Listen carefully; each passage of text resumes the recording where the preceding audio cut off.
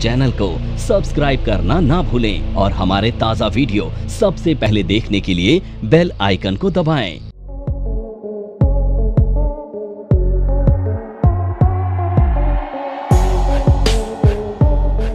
Section 16 subsection 2 entertainment allowance, ये ऐसा deduction है, अगर इसे इनकम टैक्स ना भी दे तो किसी को कोई फर्क नहीं पड़ेगा। बेकार में प्रोविजन रखा है।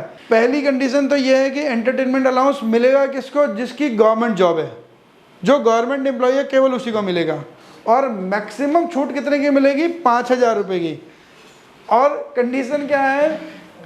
Entertainment allowance actually received ₹5,000 at 20% of the basic salary, जो तीनों में से कम होगा। अब किसी भी एंटरटेनमेंट अलाउंस का पर्पज़ क्या होता है कि कुछ जो एम्प्लॉयज़ होते हैं उनका जॉब प्रोफाइल ऐसा होता है कि उन्हें डिफरेंट लोगों से मीटिंग करनी होती है। जब वो अलग अलग लोगों से मीटिंग करते हैं तो मीटिंग के लिए कभी स्नैक्स ऑफर कर रहे हैं, कभी चाय ऑफर कर रहे हैं, कभी कॉफ़ी ऑफर कर रहे हैं, कभी हो सकता है गिफ्ट देना पड़ जाए। तो गवर्नमेंट वाले तो ले ही लेते हैं, देते किसी को नहीं है, ठीक है। लेकिन एंटरटेनमेंट अलाउंस का पर्पज़ यही होता है। तो प्राइवेट सेक्टर में तो प्रॉब्लम क्या होती है ना कि एंटरटेनमेंट अलाउंस अगर फिक्स कर दिया तो प्राइवेट एम्प्लॉय भी क्या करेगा? खर्च करेगा ही नहीं पैसा, है ना। अरे सर छोड़ो, गर्मी में चाय कौन पिएगा, वहीं मिलते हैं, आप ही के ऑफिस में आके मिलते हैं या मेरे ही ऑफिस में आ जाओ। तो प्राइवेट सेक्टर तो फिक्स एंटरटेनमेंट अलाउंस जनरली देता नहीं है। गवर्नमेंट सेक्टर में कई बार मिल जाता है क्योंकि वहाँ पे क्लेम के प्रोसेस ऐसे है ना। तो गवर्नमेंट क्या कहती है, आपकी सैलरी में हमने एम्बेड कर दिया एंटरटेनमेंट अलाउंस, इसे रख लो, तुम खर्च करो या उसी से उल्टा ले लो, तुम्हारी सिरदर्दी हमारी सिरदर्दी नहीं है, हम अलग से कोई बिल नहीं देंगे आपका। तो अब एंटरटेनमेंट अलाउंस एक एम्प्लॉय की सैलरी में जुड़ रहे हैं। किसी भी गवर्नमेंट एम्प्लॉय जिसे सरकार एंटरटेनमेंट अलाउंस भी दे रही है सैलरी में, आप उसकी सैलरी कितनी मानते हो महीने में? कितनी होगी कम से कम या ज़्यादा से ज़्यादा? कम से कम कितनी सैलरी होगी किसी की जिसे एंटरटेनमेंट अलाउंस, इस लेवल का आदमी जिसका एंटरटेनमेंट अलाउंस भी मिल रहा होगा? 80-90 हज़ार रुपये मान लो। तो एंटरटेनमेंट अलाउंस अगर 1,000 रुपये महीने में भी होगा ना इसके अंदर, तो भी साल के कितने हो जाएंगे? और छूट कितनी दे रहा है वो? 5,000। एंटरटेनमेंट अलाउंस रिसीव्ड 12,000 और basic salary 20% of the basic salary. ये तो एक महीने का खेल है। अब लगा लो कितने की छूट मिलेगी। और ये 5,000 साल के हैं, ध्यान रखना, 5,000 साल के हैं ये। तो यहाँ पे लिखूंगा तो मैं कितना आएगा? 12 चौक 48, करीब 400 रुपये के आसपास है ना, करीब एक कितने, हाँ 400 कुछ रुपये, 420-25 रुपये के आसपास मान के चलो। अब बताओ किसकी छूट मिलेगी? 400 रुपये महीने की तो छूट मिलेगी। तो ये तो नहीं देते तो सही था, खाली ज़बरदस्ती इनकम टैक्स पढ़ने वालों को ये पढ़ना पड़ता है। तो एंटरटेनमेंट अलाउंस के साथ क्या है, आपकी सिरदर्दी नहीं है, क्योंकि हम प्राइवेट सेक्टर में अकाउंटिंग करते हैं तो हमारे यहाँ तो एंटरटेनमेंट अलाउंस की डिडक्शन मिलती नहीं, पूरा टैक्सेबल है। जो गवर्नमेंट अकाउंटेंट है वो अपने अब देखें, उनकी सिरदर्दी है, 5,000 से ज़्यादा घटाते नहीं, वो आँख मीच के 5,000 घटाएंगे, क्योंकि बनेगा ही नहीं उससे अलावा कुछ। तो एंटरटेनमेंट अलाउंस ऐसी चीज़ है। तीसरी डिडक्शन है प्रोफेशनल टैक्स की। देखो प्रोफेशनल टैक्स क्या होता है, ये स्टेट गवर्नमेंट के पास पावर है अपने यहाँ काम करने वाले सर्विस क्लास के ऊपर एक टैक्स लगा सकती है, प्रोफेशनल टैक्स, और टैक्स ऑन एम्प्लॉयमेंट बोलते हैं। किसी स्टेट में इसे टैक्स ऑन एम्प्लॉयमेंट बोलते हैं, किसी स्टेट में इसे प्रोफेशनल टैक्स बोलते हैं। तो महाराष्ट्र है, कर्नाटका है, ऐसी कुछ स्टेट हैं जो टैक्स ऑन एम्प्लॉयमेंट लगाती हैं, प्रोफेशनल टैक्स लगाती हैं। प्रोफेशनल टैक्स हालांकि कलेक्ट करती है स्टेट गवर्नमेंट, लेकिन इनकम टैक्स इसकी छूट दे देता है आपको। इनकम टैक्स आपको छूट देता है जब आप इसे पे करोगे। अगर आपने पे नहीं करा तो छूट भी नहीं मिलेगी।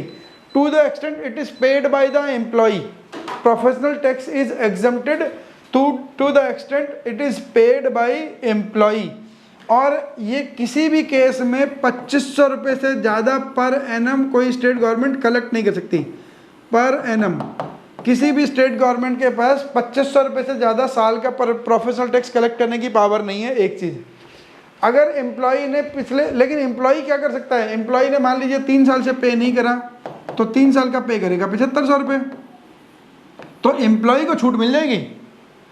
जब भी एम्प्लॉई प्रोफेशनल टैक्स की पेमेंट करेगा तो उसे डिडक्शन मिलेगी सेक्शन 16 सबसेक्शन 3 में, है ना। सेक्शन 16 सबसेक्शन 3 में प्रोफेशनल टैक्स की डिडक्शन मिलेगी।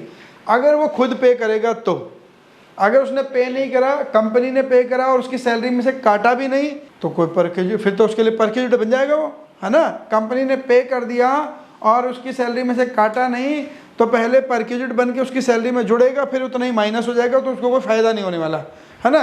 लेकिन परक्यूजिट बनाना पड़ जाएगा आपको। कंपनी ने पे करा लेकिन उसकी सैलरी में से काट लिया तो इट इज इक्वल टू मैंने पे करा। अगर कंपनी ने प्रोफेशनल टैक्स के पैसे मेरी तनख्वाह में से काट लिए और पे कर दिए, भाई हम सारे एम्प्लॉय का प्रोफेशनल टैक्स एक हम ही जमा कराते हैं, तुम कहाँ जाओगे, हमने लेकिन हमारी तनख्वाह में से काट लिए, तो फिर तो वो हमने ही पे करा ना, तो वो तो हमें डिडक्शन मिल जाएगी सेक्शन 16 सब सेक्शन 3 में। दिल्ली में नहीं लगता है, लेकिन महाराष्ट्र, कर्नाटक और कुछ स्टेट हैं जहाँ प्रोफेशनल टैक्स लगता है। तो अब सैलरी के अगेंस्ट 3 डिडक्शन हुई। Section 16 sub section 1 standard deduction 50,000 रुपये which is available to all the employee whether government non government, किसी भी सेक्टर को कोई फर्क नहीं पड़ता। सेक्शन 16 सब सेक्शन 2 में entertainment allowance maximum of ₹55,000 actual entertainment allowance received और 20% ऑफ द सैलरी, जो तीनों में से कम होगा तो 5,000 की छूट मिलती है और कुछ नहीं मिलता। तीसरा professional tax is deductible on the basis of paid by employee, जब वो एम्प्लॉय प्रोफेशनल टैक्स पे करेगा तो डिडक्शन मिलेगी, पे नहीं करा तो डिडक्शन नहीं मिलेगी। ठीक है, ये 3 डिडक्शन सैलरी में से मिलती हैं। यहाँ तक के चैप्टर क्लियर हो गया। तो अभी हमने 15 और 16 करा। सेक्शन 17 क्या कहता है, डेफिनेशन ऑफ द सैलरी।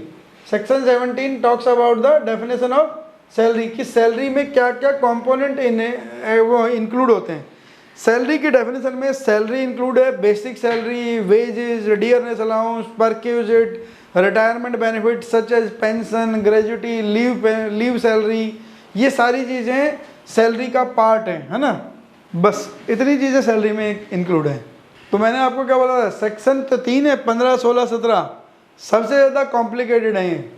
कोई बात नहीं, हम देखो इसमें क्योंकि गवर्नमेंट नॉन गवर्नमेंट सारे कवर्ड है, तो मैं आपको अभी खाली ओवरव्यू दे रहा हूँ, लेकिन हम जब सैलरी की कैलकुलेशन करेंगे उसमें वही ध्यान रखेंगे जो मैक्सिमम प्राइवेट सेक्टर में अलाउड होता है। प्राइवेट सेक्टर में जो आपको दिखेगा, तो उन कंपोनेंट को लेके सैलरी की टैक्सेबिलिटी की कैलकुलेशन कर लेंगे हम। बाकी प्रॉपर सैलरी की टैक्सेबिलिटी जब करेंगे जब हमारा इनकम टैक्स वाला मॉड्यूल आएगा, वहाँ सारा करेंगे। अभी हम ध्यान रखेंगे कि प्राइवेट सेक्टर में क्या क्या कंपोनेंट मिलते हैं, एटलीस्ट उन पे टैक्स तो कैलकुलेट हो जाए। तो आपका सैलरी एक तरह से 2 बार होता है, एक बार अभी हो रहा है 192 में, एक बार जब इनकम टैक्स का मॉड्यूल आएगा तो वहाँ आएगा, वहाँ थोड़ा सा और डिटेल में जाएंगे हम, है ना। तो सैलरी में क्या क्या इंक्लूड है, salary includes basic salary, wages, bonus, commission, annuity, allowances. Allowances के अंदर डियरनेस अलाउंस आता है, ट्रांसपोर्ट अलाउंस आता है, कन्वेंस अलाउंस आता है, हिल एरिया अलाउंस आता है, चिल्ड्रन एजुकेशन अलाउंस आता है, हॉस्टल अलाउंस आता है और टिफ़िन अलाउंस आता है। बहुत सारे अलाउंसेज आते हैं, तो अलाउंसेज अलाउड है। अलाउंसेज का मतलब होता है कोई भी ऐसे मॉनेटरी परकेज, मॉनेटरी पेमेंट जो एम्प्लॉयर आपको किसी स्पेशल खर्चे के लिए दे रहा है। अलाउंसेज के अंदर सबसे इंपॉर्टेंट अलाउंस आता है हाउस रेंट अलाउंस, HRA, जो कंपनी आपको आपका एम्प्लॉयर इसलिए दे रहा है कि जहां आपकी जॉब है उसके विसिनिटी में, नियर विसिनिटी में आपके पास घर नहीं है, तो ऑब्वियस है कहीं तो रहना है ना, नहीं तो वही लास्ट क्लास की तरह शटर के बाहर, है ना, शटर के बाहर तो नहीं रहना ना। तो आपको घर चाहिए, तो घर चाहिए तो आप या तो आप मकान खरीद सकते हो, तो कैसे कैपेसिटी तो खरीद लोगे, अगर कैपेसिटी नहीं है तो क्या करोगे, रेंटेड अकोमोडेशन लोगे।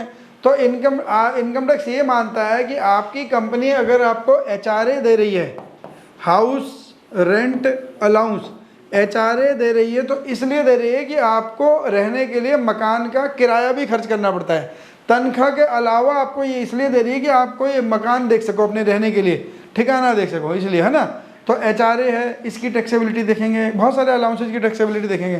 तो अभी हम केवल सिलेक्टेड ही करेंगे जो आपको जनरली मिल जाते हैं।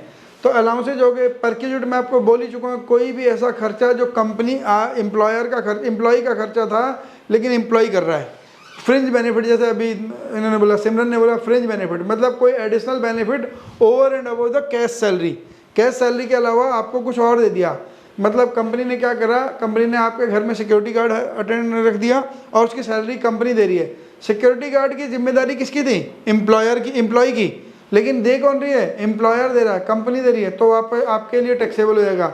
आपके घर में हाउस हेल्प रख दी, तो हाउस हेल्प रखने की जिम्मेदारी तो आप ही की है, लेकिन रखी कंपनी ने, कंपनी सैलरी दे रही है उसको, तो टैक्सेबल आप ही के लिए होगा, तो होता है परक्यूजिट। आपके बच्चों की स्कूल की फीस भर दी, बच्चों को पढ़ाने की जिम्मेदारी एम्प्लॉय की, लेकिन फीस कौन भर रहा है, एम्प्लॉयर, फिर भी एम्प्लॉय के हाथ में टैक्सेबल हो जाएगी एज परक्यूजिट। तो परक्यूजिट ऐसी चीज़ें होती हैं जहाँ पे एम्प्लॉयर खर्चा करता है लेकिन जिम्मेदारी एम्प्लॉय की है। आपके घर का बिजली का बिल भर रही है कंपनी, तो बिजली का बिल भरने की जिम्मेदारी तो आप ही की है ना, लेकिन भर कौन रहा है? कंपनी। तो वो भी आपके लिए टैक्सेबल परक्यूजिट हो जाता है। Leave encashment, advance salary, profit in lieu of salary.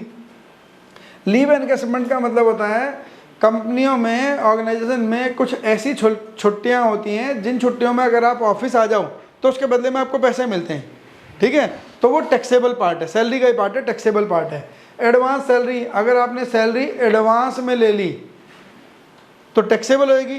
Due और received which ever is earlier, यानी कि आपने फाइनेंशियल ईयर 23-24 में मार्च 24 तक 12 महीने की सैलरी तो ले ली, साथ में 3 महीने की एडवांस भी ले ली, आपको काम था कुछ पैसे, तो आप जब फाइनेंशियल ईयर 23-24 की ITR भरेंगे तो 15 महीने की सैलरी पे टैक्स देंगे, आप ध्यान रख लेना। Advance salary is also taxable in the year in which it is received. तो आपने ये तो अप टू मार्च तक की तो सैलरी ले ली है, अप्रैल 24, मई 24 और जून 24, ये 3 महीने की सैलरी और ले ली, ये सारी की सारी सैलरी टैक्सेबल पिछले फाइनेंशियल में होगी। पिछले ITR में अब आप कितना भरोगे? जो मार्च 24 की ITR भरोगे उसमें 15 महीने की सैलरी दिखानी है आपने, तो advance salary is also taxable.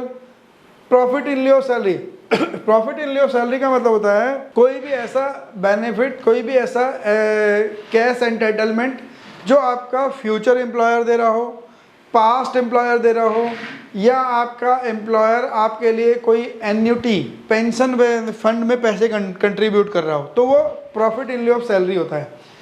Plus अगर आपकी कंपनी आपके अकाउंट में प्रोविडेंट फंड में पैसा डाल रही है और वो कंट्रीब्यूशन, अभी PF पढ़ के आए ना, कितना होता है एम्प्लॉयर कंट्रीब्यूशन, कितना होता है?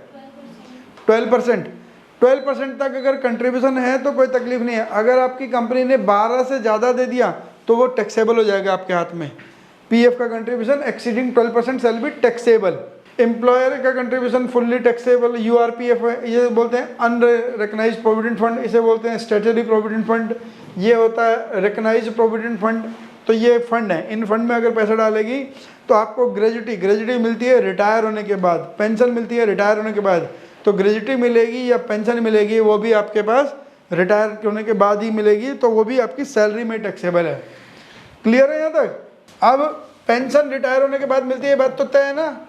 ऑन जॉब तो सैलरी मिलती है, रिटायरमेंट के बाद तो पेंशन ही मिलती है। मिस्टर ए दिल्ली में किसी कंपनी में काम कर रहे थे, ठीक है, दिल्ली में एम्प्लॉयड थे, 30 साल की सर्विस करी। After 30 years of employment he left the job, और अब कंपनी उनको पेंशन दे रही है 15,000 रुपये पर मंथ। यहाँ तक क्लियर है?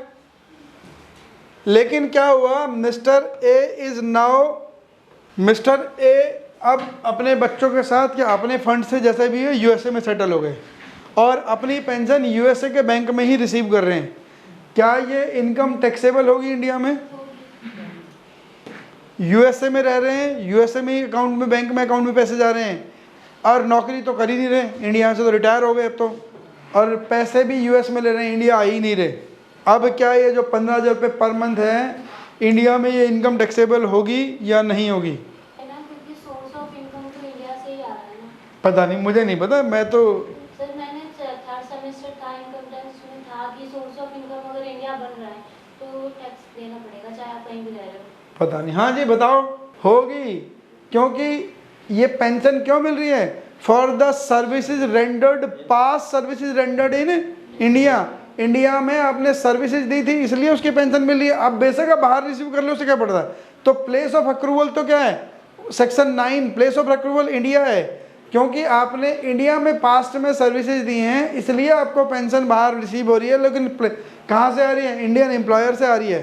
तो इंडियन एम्प्लॉयर से पैसा आ रहा है तो यहाँ पे टैक्सेबल होगा वो। क्लियर है? बोलो बच्चों। 15,000 तो सर टैक्स नहीं लगेंगे, वो एक अलग बात है, वो एक अलग बात है। लेकिन देखो समझे नहीं, मेरे को वही लग रहा था कोई ना कोई बोलेगा मैं अभी पेंशन बढ़ा दूंगा तो उससे क्या फर्क पड़ेगा। हमारा मतलब ये है कि कंसेप्ट समझ आना चाहिए, क्या ये इंडिया की टैक्सेबल इनकम में जोड़ूंगा नहीं जोड़ूंगा, है ना। अगर मान लो अच्छा चलो ऐसे करते हैं, अब बताओ अब लगेंगे टैक्स। देखो मेरा टैक्स बन रहा है नहीं बन रहा की बात नहीं है, बात ये कि मेरी ये टैक्सेबल इनकम का पार्ट बन रही है नहीं बन रही है ना। अगर टैक्सेबल इनकम का पार्ट बनेगी तो 5 लाख तक भी जाएगी तो भी टैक्स नहीं लगेगा, लेकिन मेरे को इनकम में तो दिखाना पड़ेगा ना। तो अगर इनकम में मेरी टैक्सेबल इनकम का पार्ट बन रहा है, क्योंकि इनकम इंडिया से एक्रू हो रही है, इंडिया से अराइज हो रही है। रिसीव आप कहीं भी करो, रिसीव करने से कोई फ़र्क नहीं पड़ता, एक्रू और अराइज इन इंडिया है। वो आपने पास्ट में इंडिया में सर्विसेज दी है, इसलिए आपकी इनकम इंडिया में टैक्सेबल हो रही है। क्लियर है? इंडिया में अपनी इंडिया में वो ITR भरेगा, एक इंडिया में ITR भरेगा, जो इंडिया में उसका टैक्स कटेगा उसका डबल टैक्सेशन, एक DTAA एग्रीमेंट है बहुत सारी कंट्रियों में, DTAA double taxation avoidance agreement है ना, डबल टैक्सेशन अवॉइडेंस एग्रीमेंट है, DTAA एग्रीमेंट है बहुत सारी कंट्रियों के साथ, भारत सरकार और अलग अलग देशों के साथ। तो अगर आप उन देशों में से किसी एक में हो जहाँ से DTAA है, तो अगर आपने कोई इनकम पे इंडिया में टैक्स दे दिया तो उसी सेम इनकम पे टैक्स वो वाली सरकार आपसे नहीं लेगी, है ना। तो DTAA के अंदर कंसिडर किया जाएगा। और हो सकता है इंडिया में इस इनकम पे 20% टैक्स लग रहा हो और US में इसी इनकम पे 30% टैक्स है। तो अब इंडिया में 20 और USA में 30, तो अब सरकार, आप इंडिया में कितना टैक्स दे के आए हो? 20, USA कितना मांगती है? तो 10% ले लेगी आपसे, 10 तो ले लेगी आपसे, ये बात तो है ना। अगर उल्टा हुआ, इंडिया में 30 और US में 20, अब क्या होगा? देगी? नहीं देगी, देगी नहीं भाई। आप देखो ये 30% टैक्स किसको दे के आए हो? इंडियन गवर्नमेंट को। तो US गवर्नमेंट अपने फंड में से पैसा क्यों देगी आपको? आप समझ लो ना। ऐसे बहुत सारी कंट्रियां हैं जहां टैक्स रेट US के टैक्स रेट से ज़्यादा है। यूके का टैक्स रेट बहुत हायर है। अगर कोई UK का नागरिक US में शिफ्ट हो गया और वहाँ से जो इनकम कमा रहा है उस पर UK में टैक्स देकर आया है, तो US में आके तो रिफंड मांग लेगा वो। ऐसे तो बहुत सारे लोग होंगे रिफंड मांगने वाले, तो रिफंड नहीं मिलेगा। अब बस आपसे टैक्स नहीं ले रही, ये गनीमत सबको। हाँ, तो छोड़ दिया, छोड़ क्या दिया? 30 इंडिया में दे गए, वहाँ तो 20 ही लगता है, क्यों मांगेगा वो आपसे? इंडिया में आप ऑलरेडी 30 दे आए, आप पहले ही लॉस में चल रहे हो और US तो 20 ही मांग रहा था, तो वो कह रहा ठीक है तुम 20 दे, तो 30 के अंदर 20 भी तो आ गया, तो मैं ना मांगूंगा ना दूंगा। लेकिन उल्टा होता, इंडिया में 20, US में 30, तो 10% ले लेगा वो आपसे, क्योंकि आप इंडिया में शॉर्ट देकर आए हो। तो अगर डबल टैक्सेशन अवॉइडेंस एग्रीमेंट है तो वहाँ पर आपको टैक्स नहीं देना पड़ता टू द एक्सटेंट जितना टैक्स आप दूसरी कंट्री में देकर आ गए हो, वो एग्रीमेंट का फायदा होता है। क्योंकि इंडिया में इनकम एक्रू और अराइज हुई है, सेक्शन 9 आपको ध्यान रखना पड़ेगा। सेक्शन 9 डील करता है income accrue arise in India, deem to accrue arise in India. कब वो मान ली जाएगी कि इंडिया में ही एक्रू होगी, तो ये मान ली जाएगी, ये deem to accrue arise in India है, क्योंकि इसकी आपने 5 सर्विसेज इंडिया में दी थी, तो इसलिए ये इनकम इंडिया में टैक्सेबल होगी। यहाँ तक क्लियर हो गया?